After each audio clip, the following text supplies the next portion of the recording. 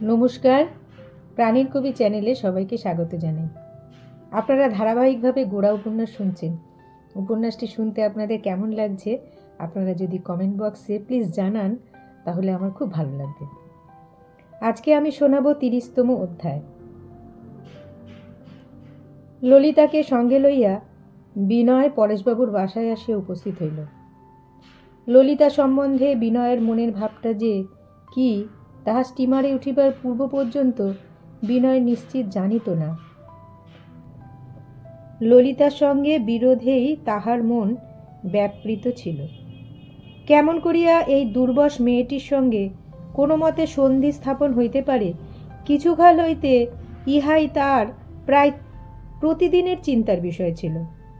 বিনয়ের জীবনে স্ত্রী মাধুর্যের নির্মল দীপ্তি লইয়া সুচরিতাই প্রথম সন্ধ্যা তারাটির মতো উদিত হইয়াছিল। এই আবির্ভাবের অপরূপ আনন্দে বিনয়ের প্রকৃতিকে পরিপূর্ণতা দান করিয়া আছে, ইহাই বিনয়ের মনে মনে জানিত। কিন্তু ইতিমধ্যে আরও যে তারা উঠিয়াছে এবং জ্যোতিরুৎসবের ভূমিকা করিয়া প্রথম তারাটি যে কখন ধীরে ধীরে দিগন্ত অন্তরালে অবতরণ করিতেছিল, বিনয় তাহা স্পষ্ট করিয়া বুঝিতে পারে নাই। বিদ্রোহী ললিতা যেদিন স্টিমারে উঠিয়া আসিল, সেদিন বিনয়ের মনে হইল ললিতা এবং আমি এক পক্ষ হইয়া সমস্ত সংসারের প্রতিকূলে যেন খাড়া হইয়াছি। এই ঘটনায় ললিতা আর সকলকে ছাড়াইয়া তাহারই পাশে আসিয়া দাঁড়াইয়াছে, এ কথা বিনয় কিছুতেই ভুলিতে পারিল না। যে কোনো কারণে, যে কোনো উপলক্ষেই হোক, ললিতার পক্ষে বিনয় আজ অনেকের মধ্যে একজন মাত্র নহে। ললিতার পাশে সেই একাকী, সেই একমাত্র। সমস্ত আত্মীয় স্বজন দূরে, সেই নিকটে। এই নৈকট্যের পুলকপূর্ণ স্পন্দন বিদ্যুৎগর্ভ মেঘের মতো তাহার বুকের মধ্যে গুরু গুরু করিতে লাগিল। প্রথম শ্রেণীর কেবিনে ললিতা যখন ঘুমাইতে গেল, তখন বিনয় তাহার স্বস্থানে শুইতে যাইতে পারিল না। সেই কেবিনের বাহিরের ডেকে সে জুতা খুলিয়া নিঃশব্দে পায়চারি করিয়া বেড়াইতে লাগিল। রাত্রি গভীর অন্ধকারময়, মেঘ শূন্য নভস্থল তারায় আচ্ছন্ন। তীরে তরুশ্রেণী নিশীথ আকাশের কালিমা ঘন নিবিড় ভিত্তির মতো স্তব্ধ হইয়া দাঁড়াইয়া আছে। নিম্নে প্রশস্ত নদীর প্রবল ধারা নিঃশব্দে চলিয়াছে। ইহার মাঝখানে ললিতা নিদ্রিত, আর কিছু নয়। এই সুন্দর, এই বিশ্বাসপূর্ণ নিদ্রাটুকুকেই ললিতা আজ বিনয়ের হাতে সমর্পণ করিয়া দিয়াছে। এই নিদ্রাটুকুকে বিনয় মহামূল্য রত্নটির মতো রক্ষা করিবার ভার লইয়াছে। পিতা মাতা ভাই ভগিনী কেহই নাই। একটি অপরিচিত শয্যার উপর ললিতা আপন সুন্দর দেহখানি রাখিয়া নিশ্চিন্ত হইয়া ঘুমাইতেছে। নিঃশ্বাস প্রশ্বাস যেন এই নিদ্রা কাব্যটুকুর ছন্দ পরিমাপ করিয়া অতি শান্তভাবে যাতায়াত করিতেছে। সেই নিপুণ করবীর একটি বেণীও বিশ্বস্ত হয় নাই। সেই নারী হৃদয়ের কল্যাণ কোমলতায় মণ্ডিত হাত দুইখানি পরিপূর্ণ বিরামে বিছানার উপর পড়িয়া আছে। কুসুম সুকুমার দুইটি পদতল তাহার সমস্ত রমণীয় গতিচেষ্টাকে উৎসব অবসানের সঙ্গীতের মতো স্তব্ধ করিয়া বিছানার উপর মেলিয়া রাখিয়াছে। বিস্তব্ধ বিশ্রামের এই ছবিখানি বিনয়ের কল্পনাকে পরিপূর্ণ করিয়া তুলিল। শুক্তির মধ্যে মুক্তাটুকু যেমন গ্রহতারা মণ্ডিত নিঃশব্দ তিমির বেষ্টিত এই আকাশমণ্ডলের মাঝখানটিতে ললিতার এই নিদ্রাটুকু, এই সুডল সুন্দর সম্পূর্ণ বিশ্রামটুকু জগতে তেমনি একটিমাত্র ঐশ্বর্য বলিয়া আজ বিনয়ের কাছে প্রতিভাত হইল। আমি জাগিয়া আছি, আমি জাগিয়া আছি। এই বাক্য বিনয়ের বিস্ফারিত বক্ষ কুহর হইতে অভয় শঙ্খধ্বনির মতো উঠিয়া মহাকাশের অনিমেষ জাগ্রত পুরুষের নিঃশব্দ বাণীর সহিত মিলিত হইল। এই কৃষ্ণপক্ষের রাত্রিতে আরও একটা কথা কেবলই বিনয়কে আঘাত করিতেছিল। আজ রাতে গোরা জেলখানায়। আজ পর্যন্ত বিনয় গোরার সকল সুখ দুঃখেরই ভাগ লইয়াছে। এইবার প্রথম তাহার অন্যথা ঘটিল। বিনয় জানিত গোরার মতো মানুষের পক্ষে জেলের শাসন কিছুই নহে, কিন্তু প্রথম হইতে শেষ পর্যন্ত এই ব্যাপারে বিনয়ের সঙ্গে গোরার কোনো যোগাযোগ ছিল না। গোরার জীবনের এই একটা ঘটনা একেবারেই বিনয়ের সংস্রব ছাড়া। দুই বন্ধু জীবনের ধারা এই যে এক জায়গায় বিচ্ছিন্ন হইয়াছে, আবার যখন মিলিবে তখন কি এই বিচ্ছেদের শূন্যতা পূর্ণ হইতে পারিবে? বন্ধুত্বের সম্পূর্ণতা কি এবার ভঙ্গ হয় নাই? জীবনের এমন অখণ্ড, এমন দুর্লভ বন্ধুত্ব আজ একই রাত্রে বিনয় তাহার একদিকে শূন্যতা আর একদিকে পূর্ণতাকে একসঙ্গে অনুভব করিয়া জীবনের সৃজন প্রলয়ে সন্ধিকালে স্তব্ধ হইয়া অন্ধকারের দিকে তাকাইয়া রহিল। গোরা যে ভ্রমণে বাহির হইয়াছিল, দৈবক্রমেই বিনয় তাহাতে যোগ দিতে পারে নাই, অথবা গোরা যে জেলে গিয়াছে, দৈবক্রমেই সে কারা দুর্ভোগের ভাগ লওয়া বিনয়ের পক্ষে অসম্ভব হইয়াছে। এ কথা যদি সত্য হইত তবে ইহাতে বন্ধুত্ব ক্ষুণ্ণ হইতে পারিত না। কিন্তু গোরা ভ্রমণে বাহির হইয়াছিল এবং বিনয় অভিনয় করিতেছিল, ইহা আকস্মিক ব্যাপার নয়। বিনয়ের সমস্ত জীবনের ধারা এমন একটা পথে আসিয়া পড়িয়াছে যাহা তাহাদের পূর্ব বন্ধুত্বের পথ নয়। সেই কারণেই এতদিন পরে এই বাহ্য বিচ্ছেদও সম্ভবপর হইয়াছে। কিন্তু আজ আর কোনো উপায় নাই। গোরার সঙ্গে অবিচ্ছিন্ন এক পথ অনন্য মনে আশ্রয় করা বিনয়ের পক্ষে আজ আর সত্য নহে। কিন্তু গোরা ও বিনয়ের চিরজীবনের ভালোবাসা কি এই পথ ভেদের দ্বারাই ভিন্ন হইবে? এই সংশয় বিনয়ের হৃদয়ে হৃৎকম্প উপস্থিত করিল। সে জানিত গোরা তাহার সমস্ত বন্ধুত্ব এবং সমস্ত কর্তব্যকে এক লক্ষ্যপথে না টানিয়া চলিতে পারে না। প্রচণ্ড গোরা, তাহার প্রবল ইচ্ছা। জীবনের সকল সম্বন্ধের দ্বারা তাহার সেই এক ইচ্ছাকেই মহীয়সী করিয়া সে জয়যাত্রায় চলিবে। বিধাতা গোরার প্রকৃতিকে সেই রাজমহিমা অর্পণ করিয়াছেন। ঠিকাগাড়ি পরেশবাবুর দরজার কাছে আসিয়া দাঁড়াইল।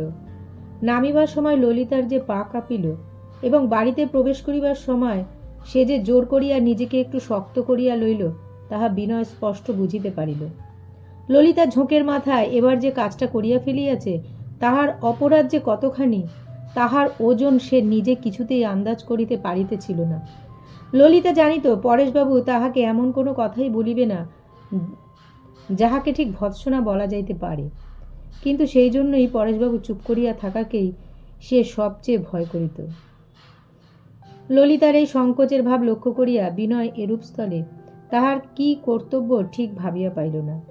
সে সঙ্গে থাকিলে ললিতার সংকোচের কারণ অধিক হইবে কিনা তাহাই পরীক্ষা করিবার জন্য সে একটু দ্বিধার স্বরে ললিতাকে কহিল, তবে এখন যাই। ললিতা তাড়াতাড়ি কহিল, না, চলুন, বাবার কাছে চলুন। ললিতার এই ব্যগ্র অনুরোধে বিনয় মনে মনে আনন্দিত হইয়া উঠিল। বাড়িতে পৌঁছিয়া দিবার পর হইতে তাহার যে কর্তব্য শেষ হইয়া যায় নাই, এই একটা আকস্মিক ব্যাপারে ললিতার সঙ্গে তাহার জীবনের যে একটা বিশেষ গ্রন্থিবন্ধন হইয়া গেছে, তাহাই মনে করিয়া বিনয় ললিতার পার্শ্বে যেন একটু বিশেষ জোরের সঙ্গে দাঁড়াইল। তাহার প্রতি ললিতার এই নির্ভর কল্পনা যেন একটি স্পর্শের মতো তাহার সমস্ত শরীরে বিদ্যুৎ সঞ্চার করিতে লাগিল। তার মনে হইল ললিতা যেন তাহার ডান হাত চাপিয়া ধরিয়াছে। ললিতার সহিত এই সম্বন্ধে তাহার পুরুষের বক্ষ ভরিয়া উঠিল। সে মনে মনে ভাবিল, পরেশবাবু ললিতার এই অসামাজিক হঠকারিতা রাগ করিবেন, ললিতাকে ভৎসনা করিবেন, তখন বিনয় যথাসম্ভব সমস্ত দায়িত্ব নিজের স্কন্ধে লইবে, ভৎসনার অংশ অসংকোচে গ্রহণ করিবে, বর্মের স্বরূপ হইয়া ললিতাকে সমস্ত আঘাত হইতে বাঁচাইতে চেষ্টা করিবে। কিন্তু ললিতার ঠিক মনের ভাবটা বিনয় বুঝিতে পারে না। সে যে ভৎসনার প্রতিরোধ স্বরূপেই বিনয়কে ছাড়িতে চাহিল না, তাহা নহে। আসল কথা, ললিতা কিছুই চাপা দিয়ে রাখিতে পারে না। সে যাহা করিয়াছে তাহার সমস্ত অংশই পরেশবাবু চক্ষে দেখিবেন এবং বিচারে যে ফল হয় তাহার সমস্তটাই ললিতা গ্রহণ করিবে, এইরূপ তাহার ভাব। আজ সকাল হইতে ললিতা বিনয়ের উপর মনে মনে রাগ করিয়া আছে। রাগটা যে অসঙ্গত তাহা সে সম্পূর্ণ জানে, কিন্তু অসঙ্গত বলিয়াই রাগটা কমে না, বরং বাড়ে। স্টিমারে যতক্ষণ ছিল ললিতার মনের ভাব অন্যরূপ ছিল। ছেলেবেলা হইতে সে কখনো রাগ করিয়া কখনো জেদ করিয়া একটা না একটা অভাবনীয় কাণ্ড ঘটাইয়া আসিয়াছে, কিন্তু এবারকার ব্যাপারটি গুরুতর। এই নিষিদ্ধ ব্যাপারে বিনয়ও তার সঙ্গে জড়িত হইয়া পড়াতে সে একদিকে সংকোচ এবং অন্যদিকে একটা নিগূঢ় হর্ষ অনুভব করিতেছিল। এই হর্ষ যেন নিষেধের সংঘাত দ্বারাই বেশি করিয়া মথিত হইয়া উঠিতেছিল।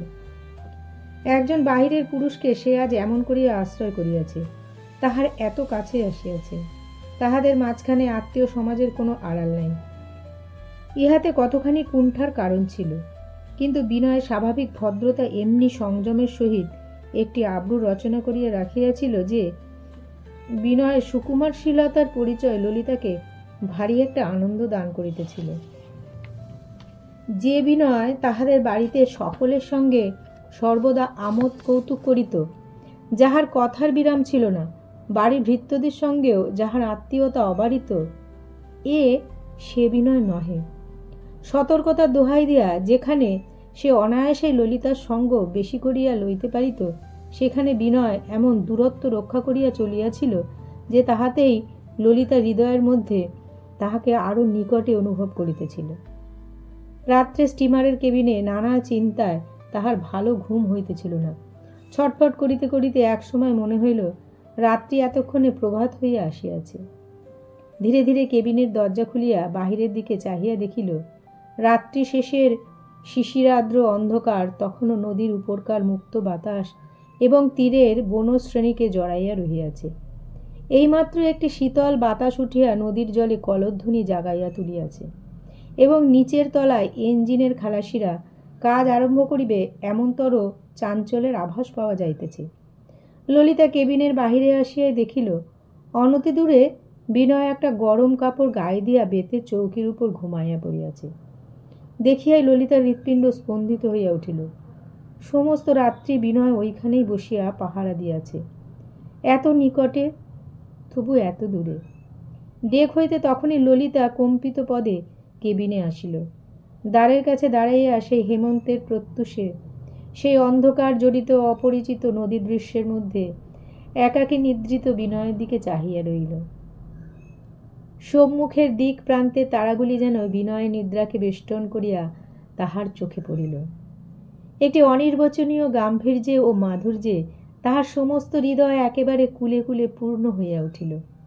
দেখিতে দেখিতে ললিতার দুই চক্ষু কেন যেন জলে ভরিয়া আসিল, তাহা সে বুঝিতে পারিল না।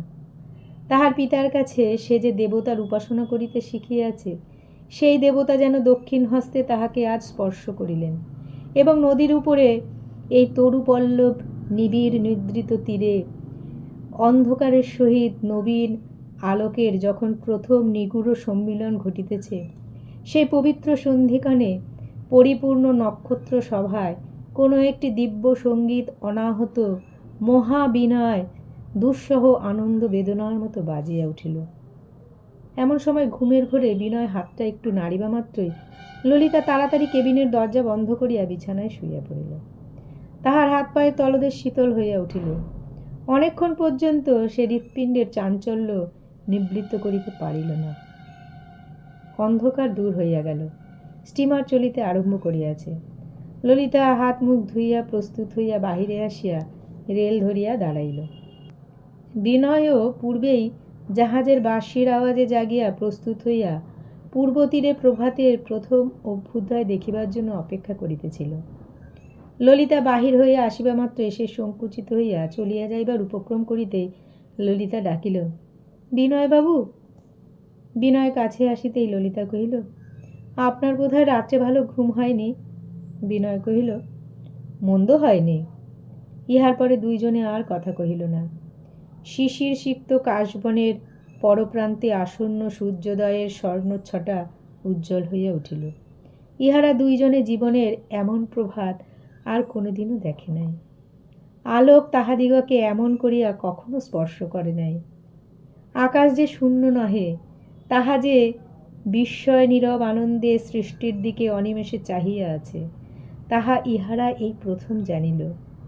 এই দুইজনের চিত্তে চেতনা এমন করিয়া জাগ্রত হইয়া উঠিয়াছে যে সমস্ত জগতের অন্তর্নিহিত চৈতন্যের সঙ্গে আজ যেন তাহাদের একেবারে গায়ে গায়ে ঠেকাঠেকি হইল। কেহ কোনো কথা কহিল না। স্টিমার কলিকাতায় আসিল।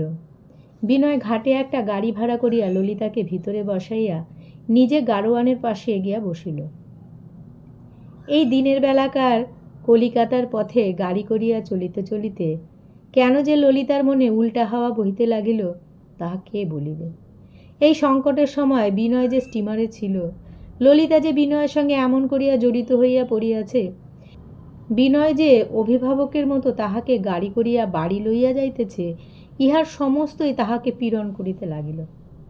ঘটনাবশত বিনয় যে তাহার উপরে একটা কর্তৃত্বের অধিকার লাভ করিয়াছে, ইহা তাহার কাছে অসহ্য হইয়া উঠিল। কেন এমন হইল? রাত্রের সেই সঙ্গীত দিনের কর্মক্ষেত্রের সম্মুখে আসিয়া কেন এমন কঠোর সুরে থামিয়া গেল? তাই দ্বারের কাছে আসিয়া বিনয় যখন সসংকোচে জিজ্ঞাসা করিল, আমি তবে যাই, তখন ললিতার রাগ আরও বাড়িয়া উঠিল। সে ভাবিল, বিনয়বাবু মনে করিতেছেন তাহাকে সঙ্গে করিয়া পিতার কাছে উপস্থিত হইতে আমি কুণ্ঠিত হইতেছি। এ সম্বন্ধে তাহার মনে যে লেশমাত্র সংকোচ নাই, ইহাই বলের সহিত প্রমাণ করিবার এবং পিতার নিকট সমস্ত জিনিসটাকে সম্পূর্ণভাবে উপস্থাপিত করিবার জন্য সে বিনয়কে দ্বারের কাজ হইতে অপরাধীর ন্যায় বিদায় দিতে চাহিল না। বিনয়ের সঙ্গে সম্বন্ধকে সে পূর্বের ন্যায় পরিষ্কার করিয়া ফেলিতে চায়। মাঝখানে কোনো কুণ্ঠা, কোনো মোহের জরিমা রাখিয়া সে নিজেকে বিনয়ের কাছে খাটো করিতে চায় না।